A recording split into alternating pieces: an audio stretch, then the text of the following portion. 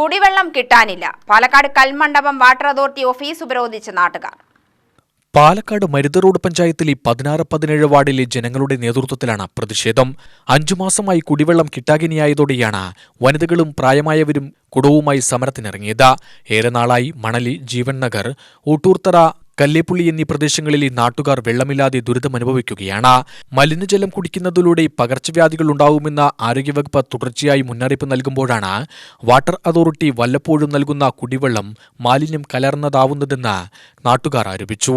Kalmandapam water authority assistant executive എഞ്ചിനീയറെയാണ് നാട്ടുകാർ ഉപരോധിച്ചത്.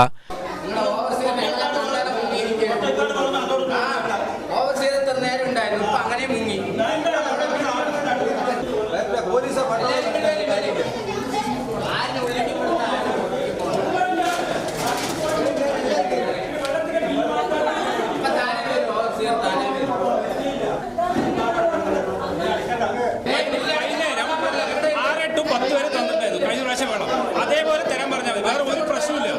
വെള്ളം പറഞ്ഞ സാധനങ്ങളില്ല. അപ്പം നമ്മുടെ ജോലിയൊക്കെ ഉപേക്ഷിച്ചാണ് വെള്ളം നിർത്തുന്നത്. പണിക്ക് ഷോപ്പൊക്കെ അടച്ചിട്ടാണ് വെള്ളം ഞങ്ങൾ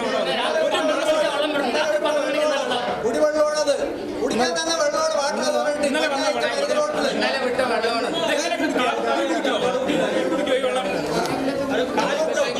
ഇതൊന്നുമല്ല, അരബക്കെ ചളി, അരബക്കെ